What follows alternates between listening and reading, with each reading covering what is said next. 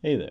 So, less watched anime is kind of hard to define here. I'm sure a lot of you are watching the ones I mentioned. Just kind of going off of Mal numbers here, let's say right about here. Under 20,000 in the lists. I think that's a good arbitrarily chosen cutoff point. Sakugan used to be way down here too, I thought. Good thing it's catching steam. I like that one. Let's just pretend episode 6 doesn't exist, okay? No matter what you say! Kyokai Senki. I'm a mecha fan, so you know I had to pick this one up.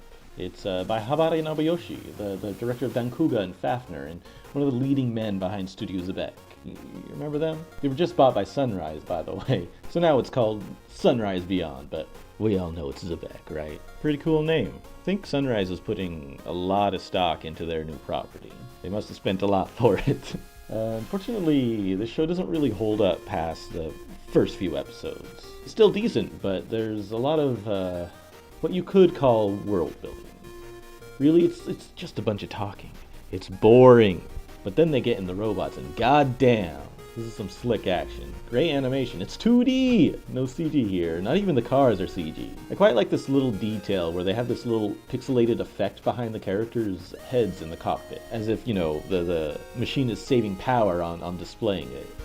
Might also interfere with the pilot's vision or something, I don't know, but it's just really cool. It shows they're putting in a lot of effort behind the show, and I appreciate it. They didn't have to do this. It's a very nationalistic story about Japanese self-determination in a future where, you know, islands are occupied. Kind of like a certain... Never mind. The Asian League, aka China, are...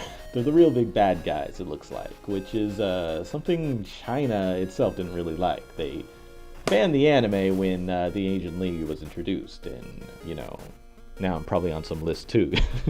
Other than the mechs, I was impressed by the character designer, the character designer in productions not only draws the designs, but makes sure every frame stays on model, matches the designs. And he's doing a good job, but the mechanical designer's at the star of the show, of course. The ED has the characters participating in traditional Japanese things, so you know what kind of show this is. If you're a real expert weeb about all that Nippon Saiko, you might dig this. You know, despite how slow it gets later on. Now, regardless, has some really awesome robots, and that's all that matters in the end. AOTS, hands down. All you really have to know is it's good. Watch this one. It's okay. It's like an opposite The World God Only Knows, where a normal guy is thrown into the otaku world instead of, you know, the other way around. It also has Sugita as the mecha Aniki character. It's wonderful. One time I tried wrecking this to someone and they were turned off by the SD designs. I'll never understand this. SD is cool, but please don't be turned off by it. It's good. Just trust me. Everything they do in this show is good. Like, even the exposition is well done. Instead of detracting from the overall experience with words and words and words nobody cares about, it's rather engaging and leaves you wondering more about just what happened in the past.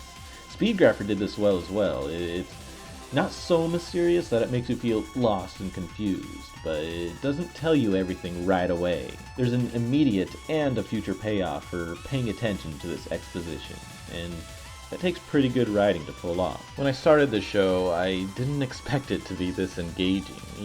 Usually with these otaku-oriented, like, gag reference shows, there's not much heart in the writing.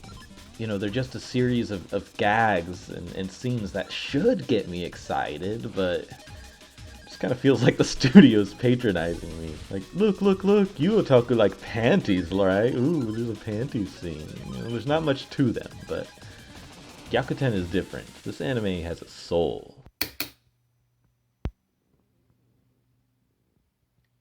Okay, so season just ended. The last three episodes were really rough. It's like there was some like major production issues going on in the background that we don't know about because I mean not even the fights were very hot blooded. Like usually when an anime like is having rough times, they like cut out all of the in between stuff and then just make the action just really spectacular. But even that was kind of lazily done towards the end. I have no idea what's going on. But yeah, I don't really think this is going to be AOTS, unfortunately. It was really good up until that point, though. Right now, I think maybe... Well, let's keep going, right? But also, yeah, Kyokai Senki ended on a really nice note, actually. So, things I say gets boring later on. It picks back up, It's classic, right? That always happens. Anyway, let's get to it.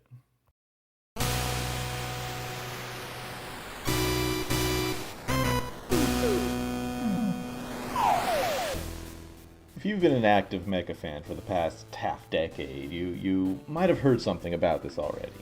I've been waiting for this anime for a while now. It was announced back in 2016 as a mixed media project with a game and an anime. Took a while for both, but back then is when they released this amazing promotional video. It's not subbed, but please watch it anyway. Here, I'll put the link in the description. Watch this. It blew me away. Was gonna come out last season, but I think Robo scared them a season later. The show turned out not really how I expected, but you know what? I don't care one bit. It's still great in its own way. You can tell the character animation is a bit wonky somehow. I don't really know how to really explain it. Maybe it's the designs differed quite a bit from the original version. But it's like I'm watching a studio's first anime, which I'm not by a long shot. They specialize in long-running daytime anime though, so maybe that's what it is.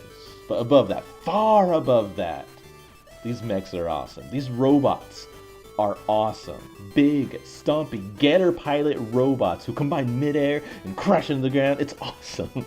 But then there's the episodes building the world, and I've got to say, it's great. It's insane. It's the same kind of crazy mishmash of ideas that birthed something like God Mars in the 80s, as every cliche in the book. Some episodes feel like I've seen like a whole season of development.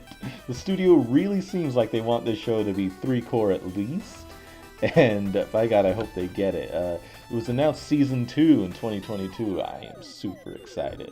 You don't see much about this anime in like review type videos or anything because, well, Funimation didn't get their claws into it. CR shills won't really be talking about this one. And this is why you don't rely on streaming services. Muteking! Muteking! It's another one of those Tatsunoko remake shows, and it's really one of the better ones. The original was made in 1980, and it was a hero show about a skating and dancing hero. Now, I saw a review by another AniTuber, just out of curiosity, and okay, he had your typical opinions about things. You know, Monster of the Week is bad, old hero shows are boring because the hero always wins, goofy things are too weird to enjoy, and...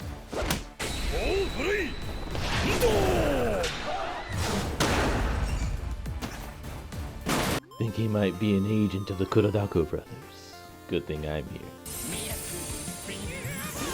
My anime avatar crossing his arms argument. Should I start doing this? Just kidding. It's easy to forget just how popular and prolific Tatsunoko-style hero shows were for anime in the 70s. It's not like bizarre shows exist in a vacuum, you know? The creators know it's bizarre and they play into it. It's exactly what they're going for. It's a dancing hero, man. It's meant to be goofy. I saw the first episode and it was fun in all the right ways. I'm interested in watching more sometime, but just like many other good but unpopular shows, it'll have to be raw only. Anyway, it's a goofy hero revival show, and I love every minute of it. Just like the original, it's mostly a comedic show. The OP and ED is like those early Ore-sama MVs. If you ever wanted to see what full anime in the style would look like, probably something like this. The show is all about that kind of funky future pop look. It takes place in a future San Francisco, and goddamn, I wish we had trains in America. Everything is super flashy. Most of the main characters have triadic color schemes, which heroes usually always wear the triadic. It's why Spider-Man, for example, looks so good on top of yellow. In Muteking, that's how you know they're the good guys. See, the main character wears green at the start, but When he's confronted by his duty as a hero, he's presented with red, which he accepts only after he gains confidence. This shows him grow from the clashing colors to his triadic hero scheme. It's a nice touch. You don't see storytelling with just colors like this very often. The last time I noticed it was in Zettai Shonen. I'll talk about that one sometime. The song sequences are also amazing, of course. Like other hero revival shows, this one has its twists and turns and doesn't follow the source at all. But goddamn, it's entertaining. It actually has some really good drama and passion behind it. It's great. I love hero shows. You betcha. Well, that's pretty much all I have for you right now. There is another show I just started, so I'll just mention it briefly. PriMagi, the latest Pretty Rhythm spin-off. See, I haven't seen any Pretty Rhythm since Pretty Para back when it first aired, so I'm coming in kind of blind to the franchise. I picked this one up because my man, Satoru Junichi, is directing. He's one of my favorite directors ever. When he came back to Toei to do Pretty Cure, he turned all conventions on his head, and Hakuto became my favorite in the franchise. That's why some of my earliest videos are Hakuto edits. So the idea is he's going to be doing the same thing with PriMagi. You know, of course, his Pretty Rhythm show is going to be about magic, the magical maniac. The first few episodes didn't really capture me, but it got better later. It's very Edo at times. But that's as much as I can say. Seems like it'll be good, I don't know. But yeah, that's it. Thanks for watching. Hope you enjoyed. Let me know if you'd like to see more seasonal topics like this. AOTS, it's Muteking. In any case, take it easy. Muteking forever!